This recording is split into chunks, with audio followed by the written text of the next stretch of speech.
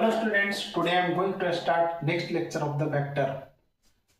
तो बने रहे जेके सर के साथ वीडियो के लास्ट तक। हम पिछले वीडियो में पढ़े थे रिजल्टेंट ऑफ वेक्टर कि मान लिया जाए कि दो वेक्टर है, मान लिया जाए कि पी और क्यू दो वेक्टर है, पी और क्यू, और दोनों के बीच का जो एंगल है वो है अल्फा। तब जो रिजल्टेंट आर है, हम पढ़े थे R equal to under root P square plus Q square plus 2p cube cos alpha. ये आपका मैग्नीट्यूड हो गया। और फिर हम डायरेक्शन की बात किए थे। अब इस पे आधारित हम कुछ क्वेश्चंस करेंगे। मान लिया जाए कि p का जो मैग्नीट्यूड है 10 यूनिट है और q का मैग्नीट्यूड है वह भी 10 यूनिट है। दोनों 10 यूनिट है। यूनिट मतलब मीटर हो सकता है, सेंटीमीटर, न्यूटन, कुछ भी हो सकता है, कोई भी वेक्टर हो सकता है।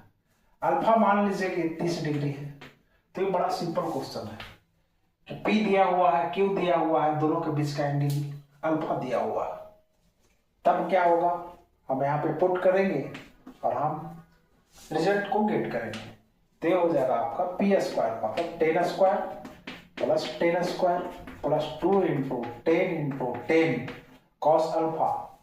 अल्फा की जगह पे 30 डिग्री है तो कॉस 30 डिग्री का अंडर रूट। इसको आप सॉल्व कर लीजिएगा, ठीक है। अब एक वेक्टर ऐसे है, दूसरा वेक्टर ऐसे है, और ये दोनों के बीच का एंगल कितना है। मान लिया जाए कि ये दोनों के बीच का एंगल है आपका 60 डिग्री, है ना। ये वेक्टर है P, P इक्वल टू कितना है 10 यूनिट है, और ये Q, Q इक्वल टू है 10 यूनिट है। तो इसका रिजल्टेंट कैसे हम निकालेंगे। यहाँ पे देख लीजिए कि देखने से तो लग रहा है कि दोनों के बीच का एंगल 60 डिग्री है, लेकिन दोनों के बीच का एंगल क्या है, हम एंगल बिटवीन टू वेक्टर। देखिए यहाँ हेड और टेल एक कोइंसाइड नहीं है, एंगल बिटवीन टू वेक्टर। अगर वीडियो नहीं देखे हैं तो पीछे जाकर देख लीजिएगा, एंगल बिटवीन टू वेक्टर। तो हम इसको सरकाएंगे क्योंकि हेड और टेल कोइंसाइड नहीं है, तो सबसे पहले किसी एक वेक्टर को सरकाएंगे। तो इसको हम सरकाएंगे, इधर लाएंगे, तो इधर लाएंगे तो ये वेक्टर इधर आ जाएगा। अब टेल टेल एक हो गया तो ये एंगल होगा, ये एंगल कितना होगा, ये टोटल एंगल है 180, ये है 60, तो ये एंगल कितना हो जाएगा 120। तो P और Q के बीच का जो एंगल है वह 120 है, और दोनों का मैग्नीट्यूड कितना है 10 है। तो यहाँ पे रिजल्टेंट कितना हो जाएगा, R इक्वल टू हो जाएगा आपका under root P square plus Q square plus 2p Q cos alpha. P square मतलब 10 square plus Q square 10 square plus 2 into 10 two cos 120 degree. अब कॉस 120 का वैल्यू कितना होगा उसको निकालिए। Cos 120 equal to cos 90 plus 30, तो हो जाएगा आपका minus sine 30 equal to minus half. Clear है।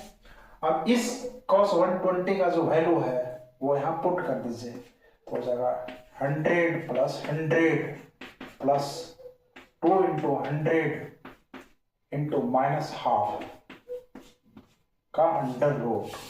तो कितना हो जाएगा 2 कैंसिल, माइनस ये भी कैंसिल हो जाएगा, तो आ जाएगा 10, है ना, 10 यूनिट हो जाएगा। क्लियर है। तो यहाँ पे यह जो वैल्यू होगा वो 10 यूनिट होगा। तो ये दोनों वेक्टर का रिजल्टेंट कितना है 10 यूनिट। क्लियर है, इसको नोट कीजिए।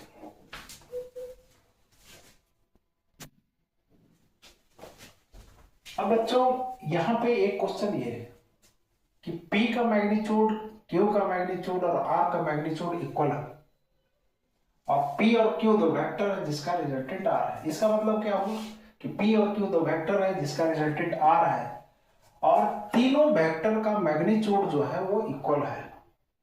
P का, Q का और R का मैग्नीट्यूड इक्वल है। तो P और Q के बीच का एंगल कितना होगा।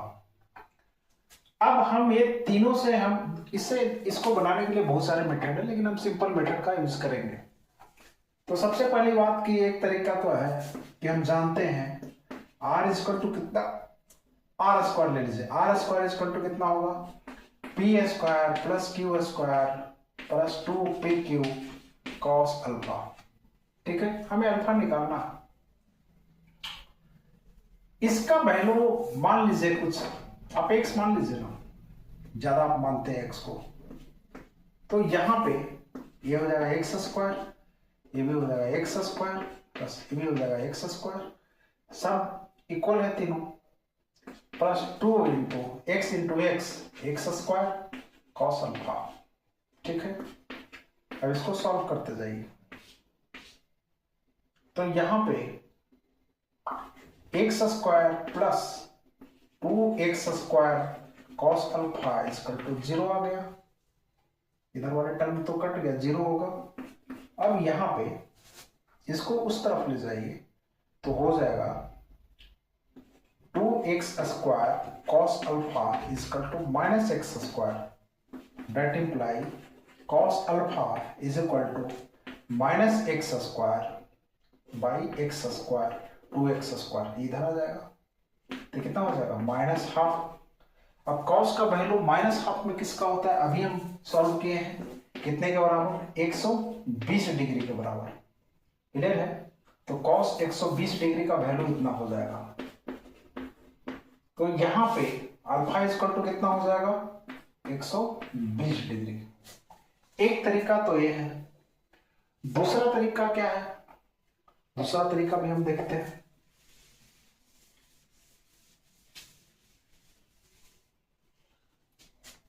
जब दो वेक्टर, मान लिया कि एबीसी कोई ट्रायंगल है, ठीक है, एसी जो है वेक्टर पी को रिप्रेजेंट कर रहा है और बीसी जो है क्यू को रिप्रेजेंट कर रहा है, तो ये दोनों का रिजल्टेंट आर है, ये दोनों सेम ऑर्डर में है, तो जो आर का रिजल्टेंट आर ये होगा और इसका जो ऑर्डर होगा वो अपोजिट ऑर्डर होगा।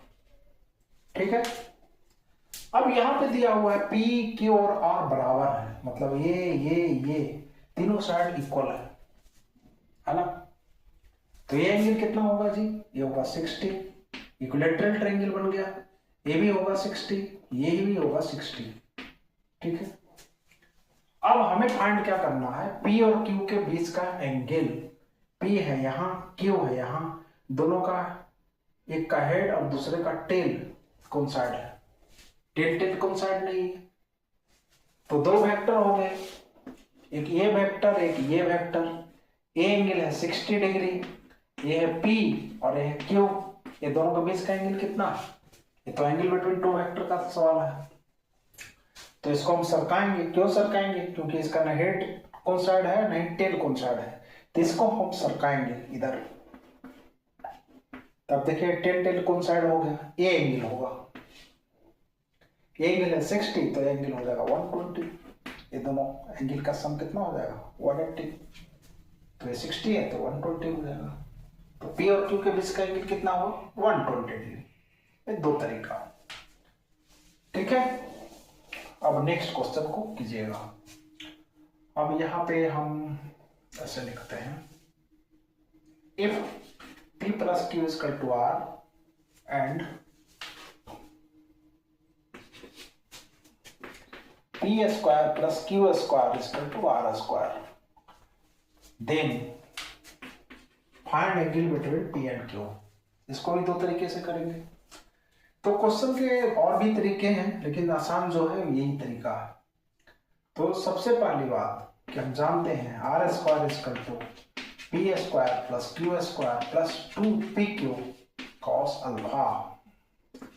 अब देख लीजिए यहां पे दिया हुआ है P square plus Q square is equal to R square, यहां है P square plus Q square, इसके जगह पे हम क्या लिख दें आर स्क्वायर, और इधर भी आर स्क्वायर। ठीक है, एलएचएस में भी आर स्क्वायर हो गया, यहां भी ये दोनों के बदले आर स्क्वायर जो क्वेश्चन के अनुसार, प्लस 2pq कॉस अल्फा। अब ये आर स्क्वायर कैंसिल, तो यहां पर क्या बचेगा 2pq cos alpha is equal to 0, that imply cos alpha is equal to 0, क्या इंप्लाई करेगा कॉस अल्फा 0 कितने के बराबर कॉस में होता है, कॉस 90 डिग्री। तो यहां पे अल्फा इजकल टू 90 डिग्री हो गया।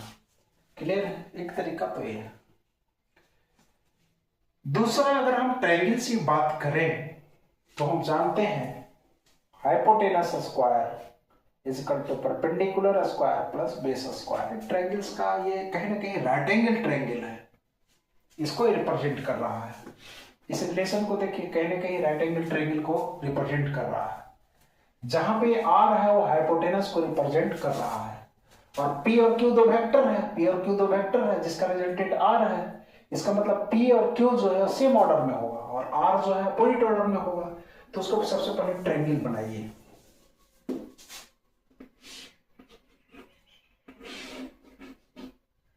यहां पे देख लीजिए, पी और क्यू सेम ऑर्डर में हो गया, और ये हाइपोटेनस को रिप्रेजेंट कर रहा है क्योंकि ये आर स्क्वायर है, मतलब hypotenuse square equal to perpendicular square base square, इस टाइप का है। तो आर जो है कहीं ना कहीं हाइपोटेनस को ही रिप्रेजेंट कर रहा है, तो ये अपोजिट ऑर्डर में होगा इस तरह से। अब कहा जा रहा है पी और क्यू के बीच का एंगल कितना है, तो चाहे ये एंगल रहे या इसको एक्सटेंड करके करें तो 90 ही आएगा। ठीक है, तो ऑब्वियसली पी और क्यू के बीच का एंगल जो है वो 90 डिग्री है। Alpha equal to 90 degree. तो जैसे भी करें सवाल को, है ना। अब नेक्स्ट हम देखते हैं, आपको गिवन है पी स्क्वायर। चलिए अब दूसरे टाइप के हम क्वेश्चन को करते हैं।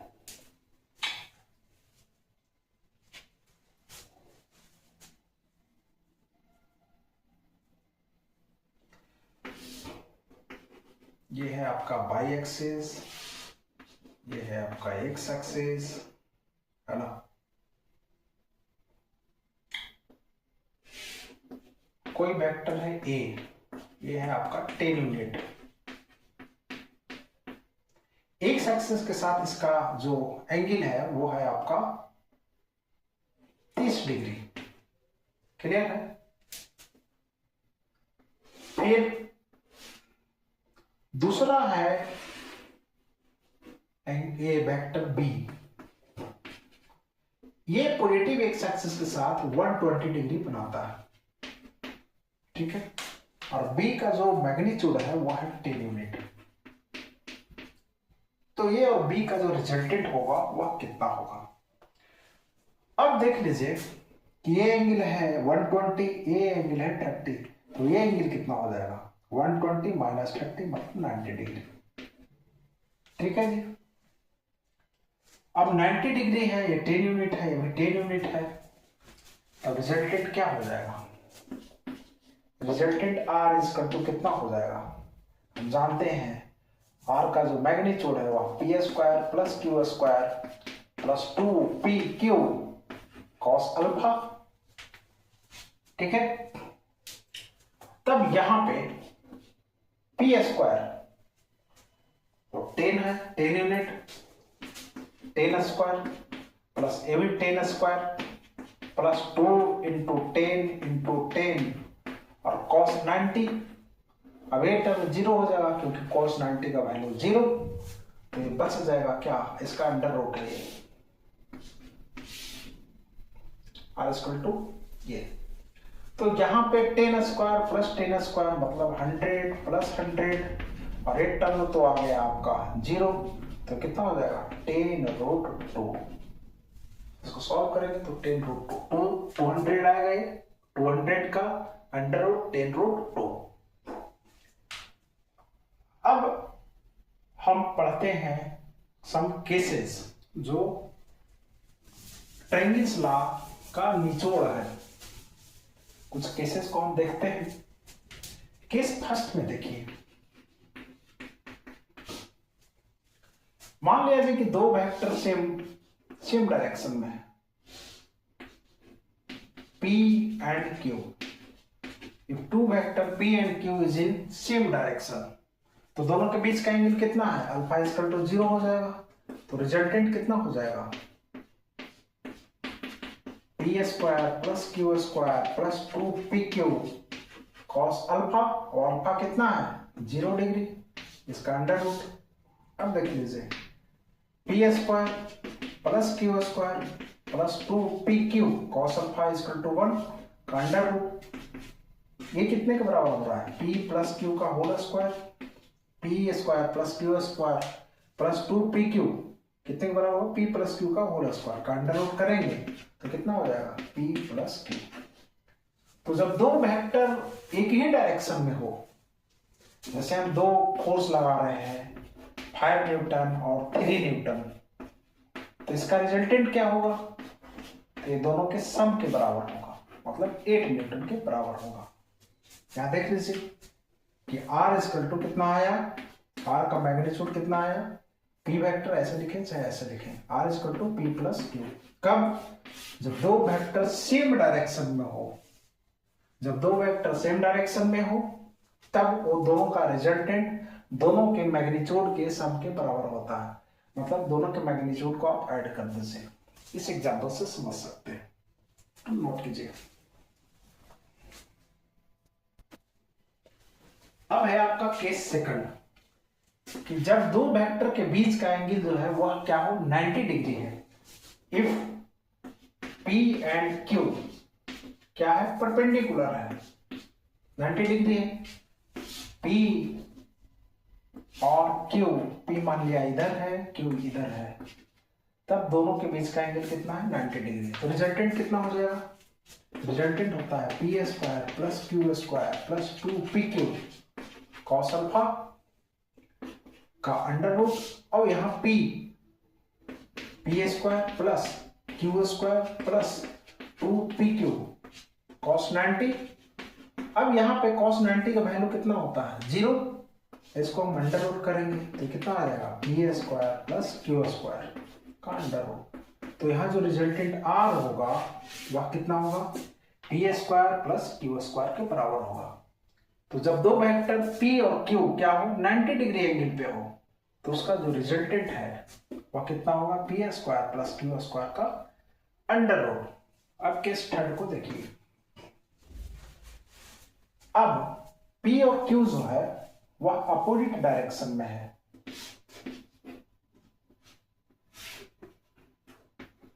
यह P और यह Q दोनों अपोजिट डायरेक्शन में है, तो उसके बीच का एंगल कितना हो जाएगा, अल्फा इक्वल टू कितना हो जाएगा 180 डिग्री होगा। तो रिजल्टेंट हम जानते हैं इतना होता है। तो यहाँ पे अल्फा का वैल्यू कितना है, अल्फा का जो वैल्यू है वह है आपको 180 डिग्री। तो अगर हम इसको कैलकुलेट करेंगे P square plus Q square, और 180 का वैल्यू होता है -1, कॉस 180 का वैल्यू कितना होता है -1, कॉस 180 का वैल्यू -1। तो यहाँ पे हम देखिए -1 हो जाएगा तो कितना टर्म हो जाएगा -2pq। यहाँ पे हम -1 पुट करेंगे तो ये जो टर्म हो जाएगा वो हो जाएगा -2pq का अंडर रूट। तो R इतना आया। अब ये कितने के बराबर होता है, P माइनस क्यू के होल स्क्वायर, या Q माइनस P भी होगा, दोनों चीज होगा, इसलिए हम यहाँ पे मॉड लिखते हैं। मॉड क्यों लिखते हैं, क्योंकि ये P माइनस क्यू भी हो सकता है का होल स्क्वायर भी हो सकता है, या Q माइनस P भी हो सकता है, इसलिए हम इसको मॉड फॉर्म में लिखें, P माइनस क्यू का मॉड का स्क्वायर का अंडर रूट, तभी आएगा आपको P माइनस क्यू का मॉड, है ना। तो यहाँ पे रिजल्टेंट R जो हो जाएगा P माइनस क्यू का मॉड, मतलब क्या हुआ, जो बड़ा वाला है उसमें से छोटा वाला को सब्ट्रैक्ट करें। तो जब दो वेक्टर अपोजिट डायरेक्शन में है तब उसको हम क्या कहते हैं, उसके मैग्नीट्यूड का हम क्या निकालते हैं, डिफरेंस निकालते हैं। चलिए इसको हम समझते हैं। मान लिया कोई ऑब्जेक्ट है, इसमें कोई 5 न्यूटन इधर लगा रहा है और 3 न्यूटन इधर फोर्स लगा रहा है, तो इसका जो रिजल्टेंट होगा 2 न्यूटन राइट वन हो जाएगा। क्लियर है, इसका मीनिंग। अब है आपका दूसरा पैरेललोग्राम्स लॉ। पैरेललोग्राम्स लॉ है क्या, तो सबसे पहले हम पैरेललोग्राम एक खींचते हैं, है ना। मान लिया जाए कि एबीसीडी क्या है, एक पैरेललोग्राम है जिसका दो एडजेसेंट साइड AB और AD दो वेक्टर P और Q से रिप्रेजेंट किया जा रहा है। यहाँ पे पैरेललोग्राम है ABCD जिसका दो एडजेसेंट साइड मतलब सटा हुआ है, जुड़ा हुआ। तो AB जो है और AD जो है, इस AB वेक्टर P को रिप्रेजेंट कर रहा है और AD जो है वेक्टर Q को रिप्रेजेंट कर रहा है। तो जो डायगोनल है, कौन डायगोनल, यहाँ पे दो डायगोनल है, वह डायगोनल जो दोनों के बीच से होकर के जा रहा है, ये ठीक है, ये डायगोनल, यही रिजल्टेंट के बराबर होगा और उसका डायरेक्शन इससे अवे डायरेक्शन में होगा। ठीक है, तो ये आपका हो जाएगा रिजल्टेंट। क्लियर है? तो सबसे पहले हम पैरेललोग्राम्स में लिखें, keep two vector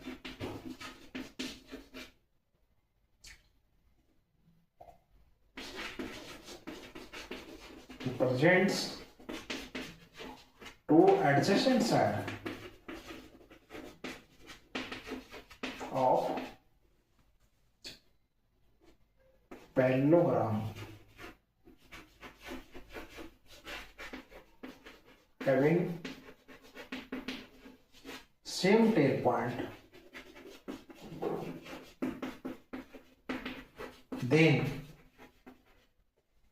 the diagonal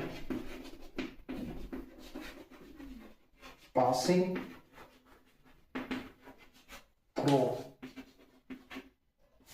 between two vector represents resultant। Clear है? ये है आपका पैरेललोग्राम्स लॉ। क्लियर है? तो इसको वीडियो पॉज करके आप लिख लीजिए। अब है आपका, हम इसको ये करते हैं कि मान लिया जाए suppose P vector AB side को रिप्रेजेंट कर रहा है और Q वेक्टर AD साइड को रिप्रेजेंट कर रहा है। Suppose ABCD be the any parallelogram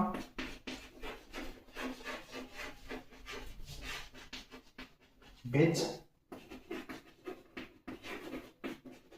two adjacent side AB and AD represents vector P and vector Q respectively। ठीक है, then diagonal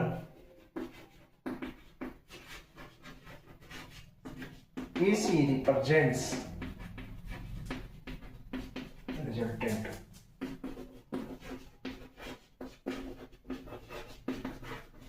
क्लियर है? अब दोनों के बीच का जो एंगल है मान लिया जाए अल्फा है। यहाँ पे देखिए टेल कौन साइड है, तो यहाँ कोई दिक्कत नहीं, ये एंगल अल्फा होगा। क्लियर है? तो लेट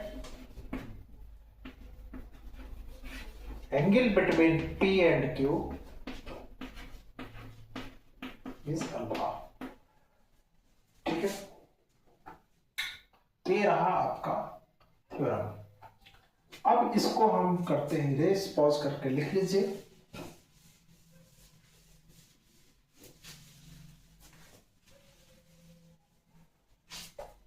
अब देखिए पैरेललोग्राम्स में आमने सामने का साइड इक्वल होता है, तो ये क्यू है तो ये क्यूब हो जाएगा। अब देखिए सेम ट्रायंगल्स आ गया, इसको आप एक्सटेंड कीजिए। वहां पे भी P था, ये अरे क्यू था, रिजल्टेंट R था, इसको आप एक्सटेंड कीजिए।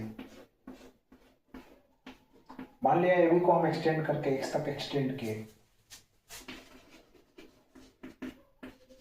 Extend AB till X। अब यहां पे देख लीजिए ये और ये पैरेलल है, तो ये एंगल और ये एंगल इक्वल होगा, करस्पॉन्डिंग एंगल। ठीक है, अब ये एंगल और ये एंगल इक्वल है, करस्पॉन्डिंग एंगल। अब यहां से हम एक परपेंडिकुलर ड्रा करेंगे, CE, draw perpendicular CE from C on AX। और सेम चीज वही आ गया ट्रायंगल्स लॉ वाली, देख लीजिए वहां पे ये था, ये ट्रायंगल को देख लीजिए, ऐसा ही ट्रायंगल था, ये P था, ये Q था, ये एंगल अल्फा था, है ना। हम पे वहां पे D था, हम वो निकाले थे ये वाली और ये, है ना। तो यहाँ पे हम BE निकालेंगे और CE निकालेंगे, तो हम इस ट्रायंगल में जाएंगे,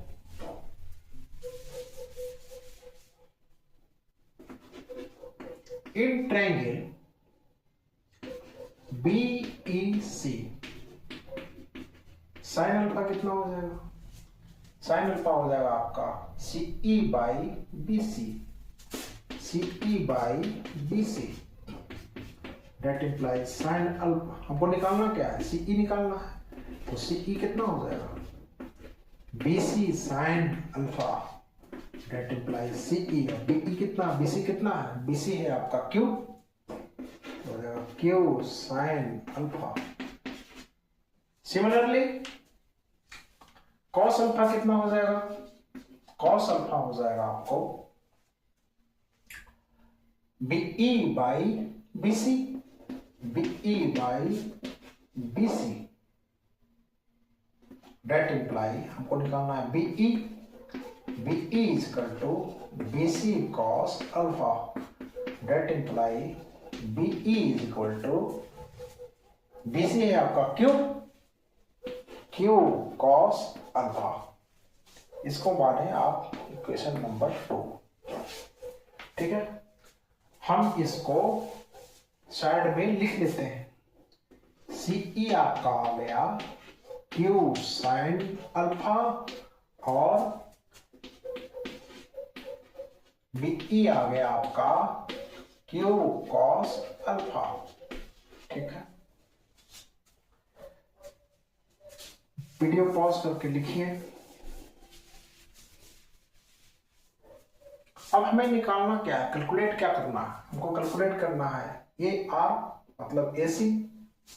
अब इस ट्रायंगल को आप देखिए, ये राइट एंगल ट्रायंगल है, हम ये निकाल लिए, ये निकाल रहे हैं, मतलब राइट एंगल ट्रायंगल में hypotenuse square equal to base square into perpendicular plus perpendicular square, ठीक है।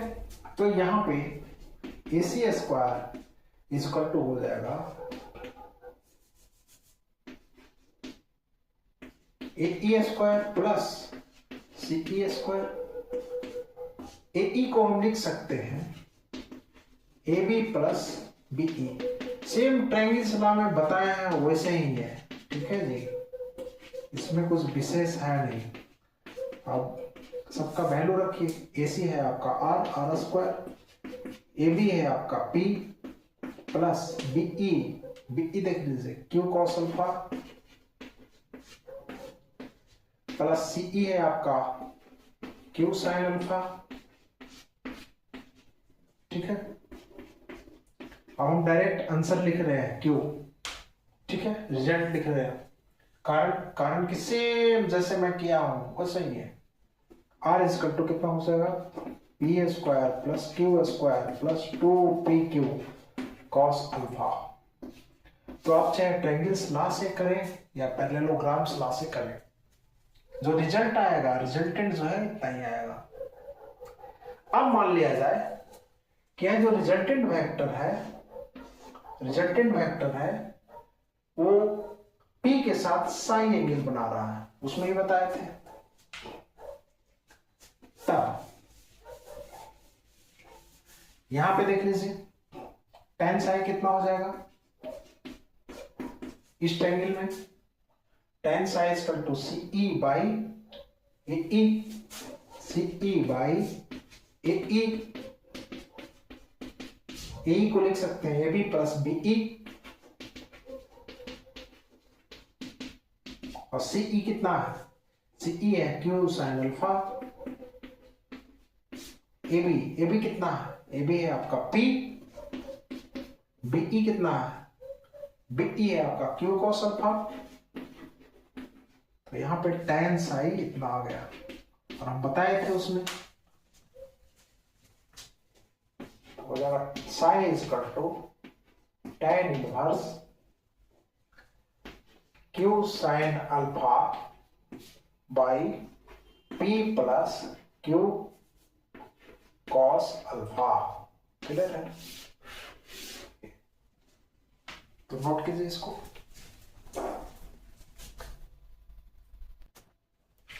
अब बच्चों पैरेललोग्राम्स लॉ और ट्रायंगल्स लॉ कब यूज करेंगे और कौन सा लॉ कब यूज करेंगे?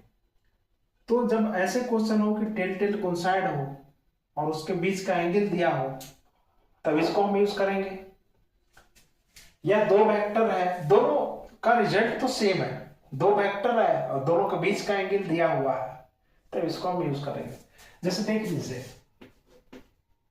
ऐसे है ना, तो ये दोनों वेक्टर दिया हुआ है, पी वेक्टर है क्यू वेक्टर है, इसका रिजल्टेंट निकालना है। एंगल कुछ भी हो, मान लिया एंगल अल्फा है, तो ये दोनों को एडजेसेंट साइड मान के हम एक पैरेललोग्राम पहले खींच लेंगे और उसका जो बीच का जो डायगोनल है वो रिजल्टेंट को शो करेगा। तो जब दो वेक्टर दिया रहेगा इस तरह से टेल टेल कोइंसाइड, तो उसको दोनों को एडजेसेंट साइड मान के पैरेललोग्राम खींच लेंगे और उसके बीच का जो डायगोनल होगा वो रिजल्टेंट होगा। क्लियर है? तब इसको ऐसे यूज करेंगे। अब जब एक हेड है और एक टेल है इस तरह कोइंसाइड, ये दोनों दिया है तो ये दोनों को ड्रा कर देंगे, हम ज्वाइन कर देंगे तो यह रिजल्टेंट होगा। तो हम कब कैसे जब हम प्रॉब्लम्स बनाएंगे तो ये कंसेप्ट पूरी तरह से क्लियर हो जाएगा। तो इस वीडियो को ज्यादा से ज्यादा सब्सक्राइब कीजिए, है ना, लोगों तक फैलाइए, है ना। तो इस वीडियो में इतना ही, तो बने रहें जेके सर के साथ। Thank you.